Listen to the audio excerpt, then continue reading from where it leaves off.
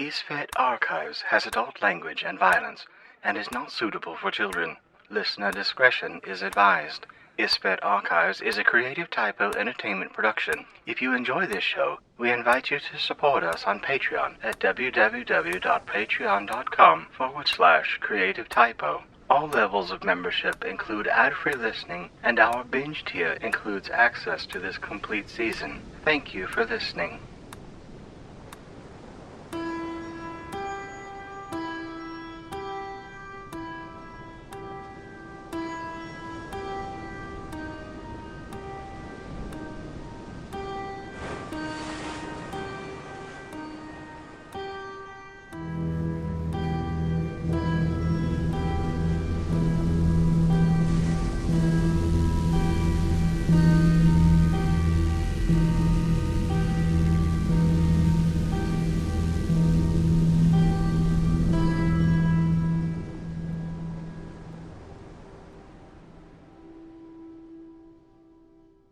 Chapter 19. Picking Up the Scent.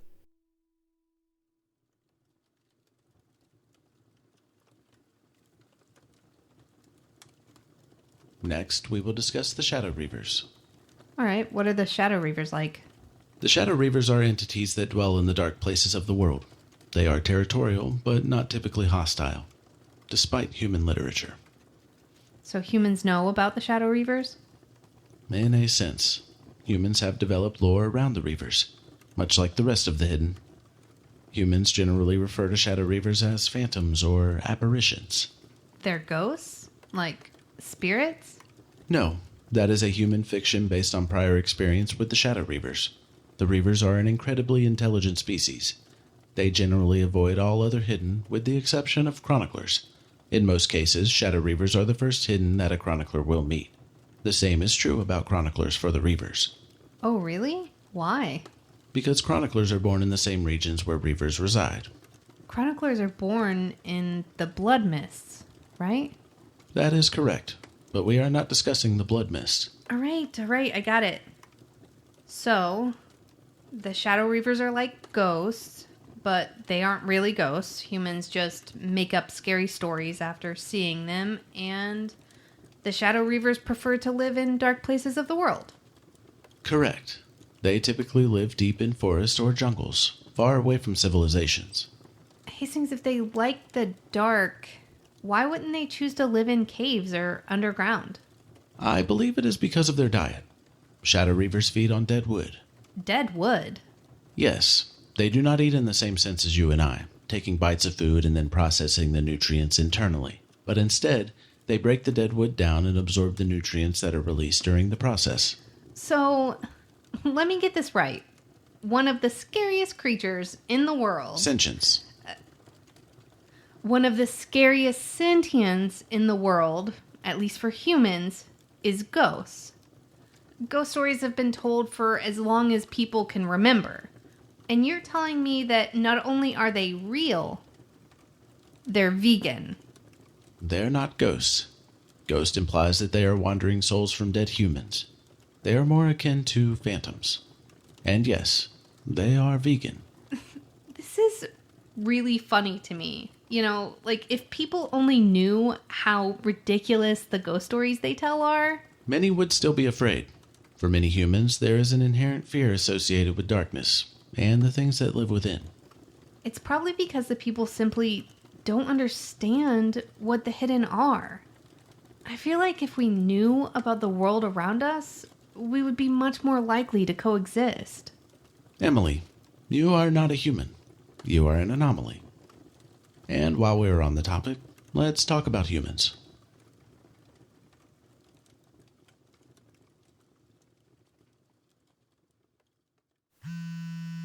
Hastings felt the phone in his pocket begin to buzz. He drew the device from his pants, checked the caller identification, and then silenced the vibrating phone. Emily was trying to contact him, but she would have to wait. At this very moment, Hastings sat in the office of Chronicler Dean, and he didn't wish to be rude by answering his phone. Hastings had called for this meeting, and Dean was gracious enough to make room in his busy schedule for the appointment. As I was saying, The works of von Baron Eustocles and Arlantric the Brave would make good additions to your draconic studies. Both have references to anomalies as well as other hidden, such as the Bloodborne. Thank you for the suggestion. I will attempt to review their works as soon as reason allows. Have you made progress with your current studies on the subject? I have made very little progress to date, but I am in the beginning stages. The amount of information in the restricted archives is much larger than I had initially anticipated. I think it will take more time than I had originally assumed. I assumed as much. If you had solved the mystery in only a couple of days, I would have felt very inept as a High Chronicler. Do other Chronicler libraries have the same amount of information in their restricted archives? No, most have a restricted archives. But this one here is the most expansive. Do you intend to travel soon? I am curious about what the other archives have to offer. Most of the draconic works are housed in this library, with a handful of exceptions. Unless your curiosity is in reference to another topic. Most of my time has been spent pursuing the relationship of anomalies with dragons and other sentients. I have been spending most waking hours reading and journaling thoughts. You always were steadfast in your research. Is this why you have not yet submitted the report regarding your Chicago, Illinois trip? I had expected the report to be submitted by now. Please excuse my delay on the report. I intend to submit it. But you do not intend to submit it today? No, Dean. I had assumed that is why you asked for this meeting. No, that is not the purpose of this meeting. The purpose of this meeting is to inform you that I have decided what my new path of studies will be. And what have you decided? With your approval, I would like to study the impacts of technology in an environment where misinformation is purposefully and or negligently distributed amongst an advanced society. Interesting field choice. Where would you conduct this study? Initial studies would begin in the countries Canada, Japan, the United States, South Korea, and the United Kingdoms. And you verified that this field is currently unassigned? Yes, Dean. What time frame are you requesting for this assignment? 100 years. I am disappointed in this request. I had hoped that you would consider draconic research as a field of study for your next path. I had hoped that you would consider staying here and possibly replacing me one day as the head chronicler of this library.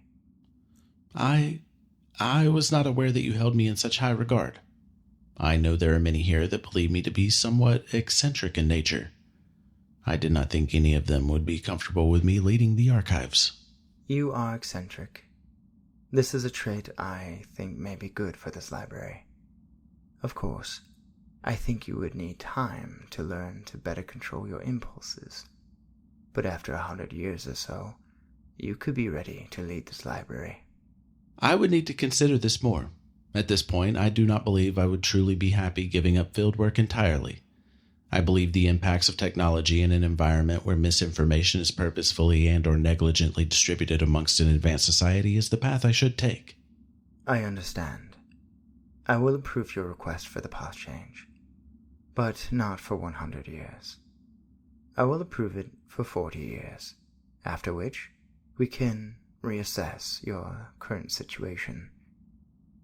During that time, I would like to continue a correspondence with you regarding the draconic works. It would be considered secondary work, but I would still like you to research the topic. I too would like that. I have also been considering Chronicler Astra to assist you in your new path. She has written a few books that lead me to believe that she would benefit from tutelage under you. And with September being reassigned, I believe it would be good for you to have another partner. Research has shown that the loss of a partner can be destabilizing and traumatic for a chronicler, and it is recommended that an assistant be assigned. I would like to introduce... Excuse this interruption. Yes? What do you mean? Are you certain?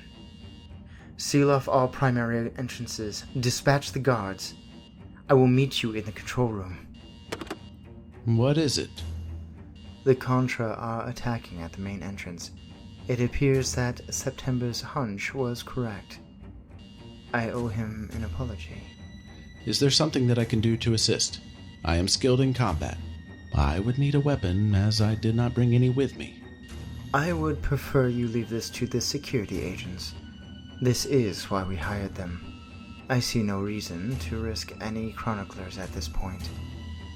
You should go to your room and gather any important items. Head to one of the emergency exits if you feel you are at risk. I understand. I must go to the control room now. Be safe. Chronicler Dean, September. is Hastings still inside? Yes. He is in my office. Now, if you'll excuse me, I must go to the control room. September, Hastings, let's go. We've got to get you out of here. please be patient. There is something I must do. We don't have time, Hastings. Check the hallway. Is Chronicler Dean gone? Yeah, it looks like it. Good. We should be gone as well. What are you doing? I'm looking for data drives. You need to hurry. Here. 5 of them. You've got them? Yes, September. I have 5 anomaly jump drives. These contain information about... Fantastic. Tell me later. We need to get to your room, get our shit, and get out of here. But, September... Hastings, it's time to go. I'm getting you out of here. Where are we going? Back. We are going back to Emily.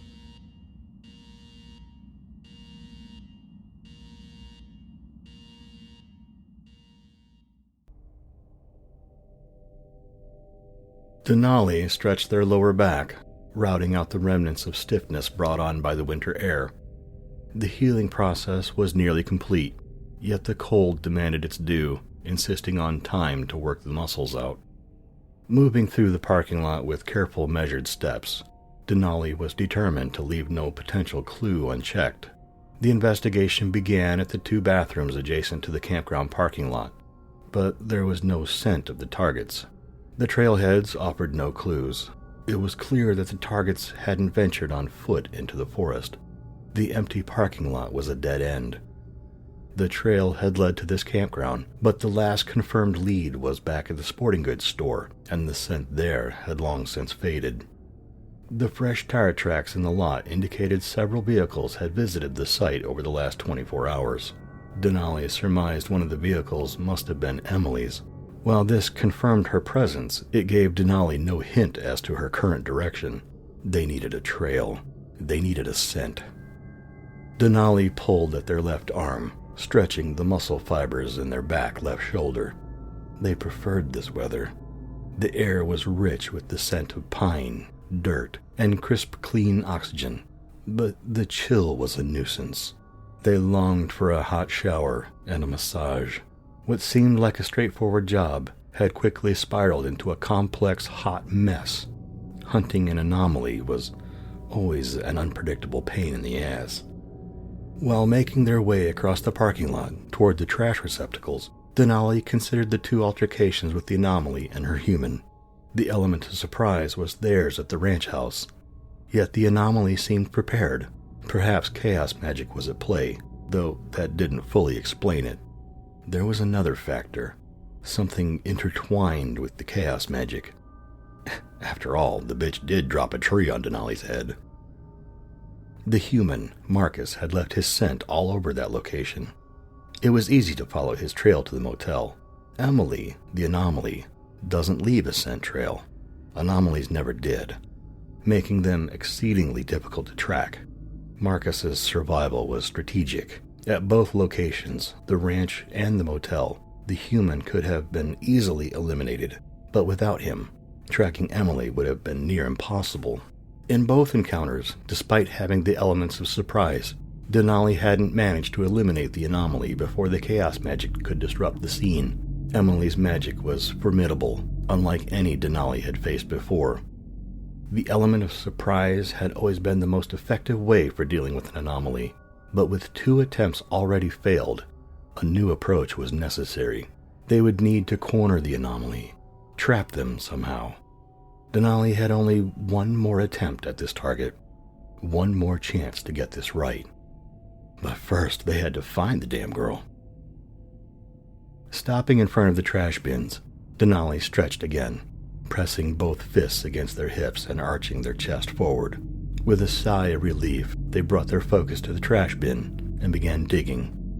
To their delight, it didn't take long to find a valuable clue. A discarded almond wrapper, heavy with Marcus Baker's scent. Denali savored the aroma, letting it guide their senses, a grin spreading as the trail started to form. Thanks to this pretty little breadcrumb left by the prey, the hunt was back on. The sound of a vehicle pulling into the parking lot broke Denali from her reverie. They glanced over their shoulder to see a human couple pulling into a parking spot. Denali's smile broadened after considering their fortune. Now that they had the trail, a new vehicle is exactly what they needed. How kind of these two humans to unknowingly deliver one. Denali took a step forward, then paused, glancing down at their current form as a grocery delivery person. Their gaze returned to the couple, now exiting the vehicle. Perhaps, Denali mused, it was time for a change in appearance as well.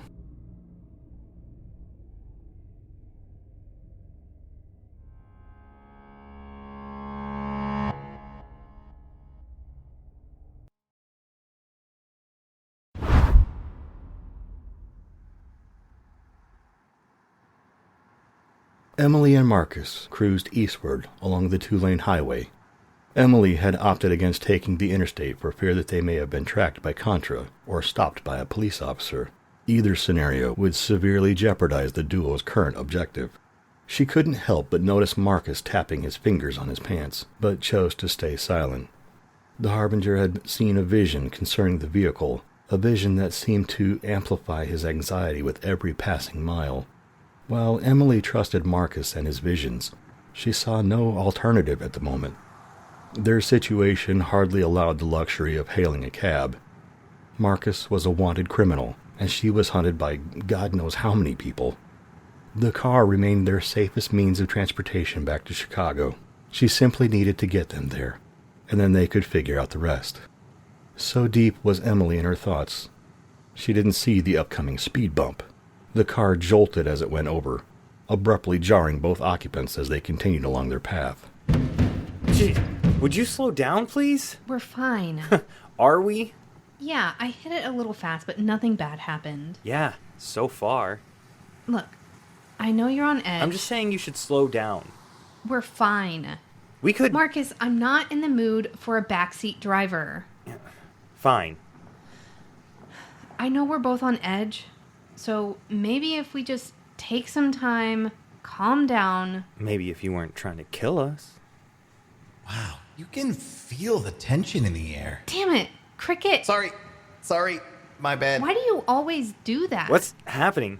Is he here now? My bad. You're okay. Yeah, he's here, and he has the worst timing. Hey now. Is he talking right now? It's not like I get to decide when I show up. Yeah, he's talking. I just go to sleep and poof, here I am. It's not my fault. Aw, damn. I can't hear him. Did you think that you would be able to? Hey, Marcus. I don't know. I was hoping I could. Or at least sense him. Nothing? Nope. Nothing. So, hey, you should probably slow down. Oh my god, are you serious? I mean, yeah, kinda. What? He's critiquing my driving too. I'm just saying that... Yeah. I like him already. I'm just saying that the only times I show up here, an Isfet event happens. Fine, I'm slowing down. Thank you. Nothing like a bunch of backseat drivers telling me how to drive. I said thank you. Wait. What? Okay, this is going to get annoying if I have to play telephone the entire time. Marcus, just hold on. If Logan says something important, I'll tell you. Logan? Yeah, sure. Logan, you said that you only show up when Isfet events happen? Yeah? That's not accurate. You can also show up when nothing happens. I can? Yeah, you mentioned it. You have done it. Huh, neat. This must be pretty early on for you. Yeah, it's the 5th time we've talked. Oh, well, that kind of sucks. Why? Because I was hoping you could help me with some questions I have, but I don't think you're going to know enough at this point.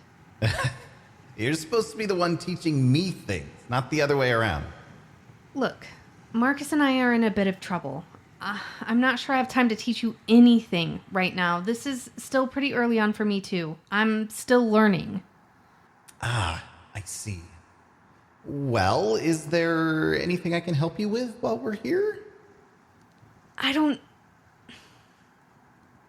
know. Look, I know I told you not to tell me about things in the future, but I've been thinking about how we can actually talk, you know? The fact that you're from the future means that I don't blow up the world. So, can you tell me if I ever go nuclear? Go nuclear? Well, you know, kill a bunch of people? Oh. Do my powers ever get out of control? Do I hurt a lot of people? I'm not exactly sure how all this works, but I have seen a lot of time travel movies, and I'm pretty sure that just because I'm from the future doesn't mean you can't destroy the world.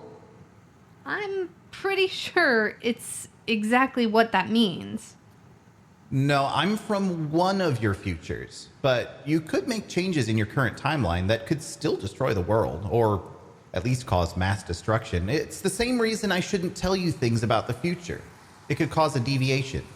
Ugh. Time travel is stupid. I'm sorry. I wish I had something better to tell you.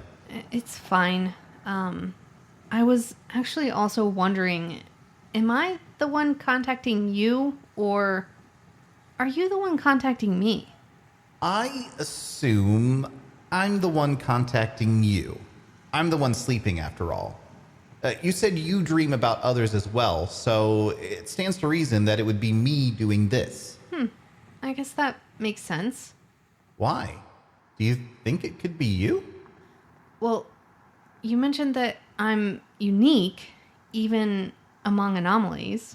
I did?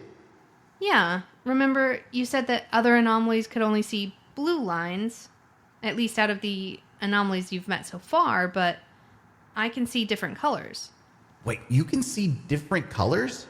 Yeah, you know that. No, this is the first time I'm hearing about it. Oh, you didn't know yet? Nope. This is going to get annoying too. Our timelines are unorganized. It's a pain in the ass. Yeah, you're probably right about that. Anyway, what did I miss? You both looked pretty pissed when I got here. It's nothing. Don't want to talk about it. Marcus is still in earshot and all. Just leave it alone, please. Look, for what it's worth, I don't know exactly what the two of you have been through recently. You look exhausted. So does he. I'm sure you're both ready for some R&R. Why don't you take the next exit and get some rest? I can't.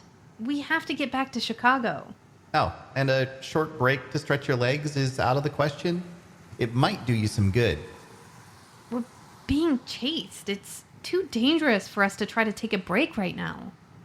All right, well, I won't tell you what to do, but what I will say is that I would give anything to have a harbinger.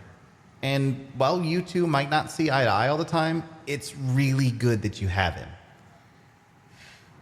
Yeah, I know.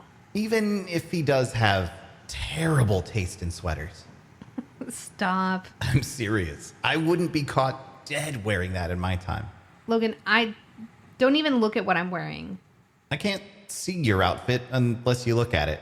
I have to see through your eyes, remember? Ugh, that's a weird thing to think about. I don't like it. Whoa, Emily, do you feel that?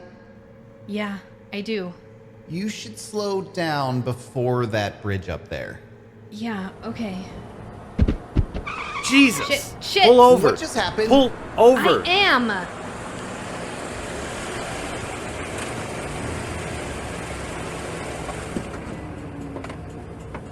Look at all those blue lines. I see them. I think all the tires just exploded? Told you an event would happen. Yes, now shut up. Me? Wow, rude. No, not you. Logan, shut up. Okay, I'm shutting up. Ah, God damn it, there's smoke coming out of the engine. Fuck. That does not look good. Logan! Shutting up. Well, what do we do now? I guess we should probably get the gear out of the car and start walking. Okay. God, it's freezing already. Emily, I don't think that's a good idea. Logan? No, seriously, look at the bridge up there. The sign says the next rest stop is 18 miles. 18 miles? Damn. And it looks like your Isfet is latching onto the bridge. 1 second. That's some wicked range. Wait, how are you doing that? Are you pulling the lines back? Yes. That's incredible. Okay, it should be fine now. Except your car engine is on fire now. Fuck. Ugh. Of course it is. Fucking Isfet. Just for once, it would be nice if it could do something useful for me. I mean, if you hadn't slowed down, there's a chance you could have been under that bridge when the event happened. That could have been the end for you and Marcus. Huh. Yeah, I guess that is true. You know, Logan, you're kind of like my own personal Jiminy Cricket. What's a Jiminy Cricket? You know, the little cricket that talks to Pinocchio, warns him of danger, and tries to help him. Never heard of him. No? Jiminy Cricket? Ah, this must be why I started calling you Cricket. Oh, I was wondering why you kept calling me Logan earlier. It was weird. Hey, Emily, it is really cold. Could you please get one of those blankets out of my bag? It's not that cold. Please, Emily, blanket.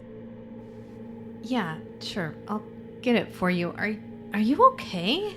No, it's freezing. Oh, I wonder if that's part of the reason the engine caught fire. Why? Okay, are you familiar with absorption and transference? No? As an anomaly, your body will self-regulate.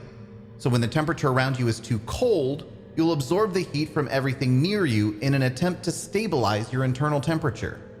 You're absorbing the heat all around you right now. That's probably why Marcus is so cold. Shit. I might have been doing that to him for days now. How do I turn it off? You don't turn it off exactly, but that's where the transference comes in. Okay, so absorption, transference. Apparently I'm doing the absorption automatically. How do I do the transference part now? I'm not sure. You told me about it once. There has to be a way to, like, push it to him or something. Like what I do with the Isfet when I heal him. Maybe. If you figure it out, you should tell me so that I can practice. Okay. Be careful, though. You mentioned before that it can be dangerous. Of course it is. Hey, Emily? You said that you can freeze things or set things on fire with enough absorption. I've never seen it happen, though. Huh. That might be useful. Emily? See? I knew I could help you with something this time. Emily? Yeah, you did a good job, Cricket. Thank you.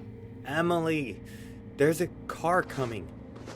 Awesome. Maybe they can give us a ride. Yeah, I hope so. It looks like they're slowing down. Hey, Cricket. Cricket. Damn, I think he's gone. Shit. What now? Ugh, look who is driving. Well, fuck. Yeah, what do we want to do? Run? Run where? It's at least 18 miles to the next stop. We're in the middle of nowhere. Okay. Do we fight then? Come on, Marcus. Just wait for a second. Maybe we can talk our way out of this? I fucking hope you're right.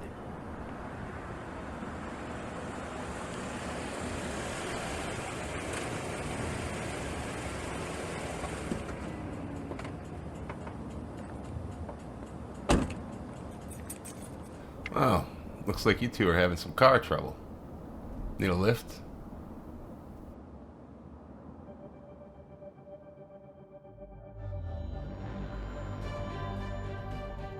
Hastings is voiced by Adam Culbertson. Emily Swanson is voiced by Tisha Zang.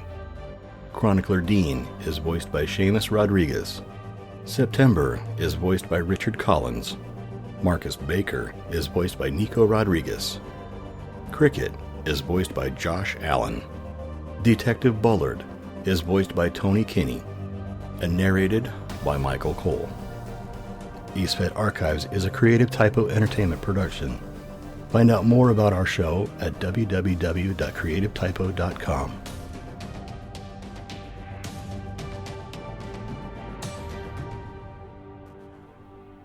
A very special thank you to our executive producers from Patreon, Nick Mead and Patrick T. Arsenal.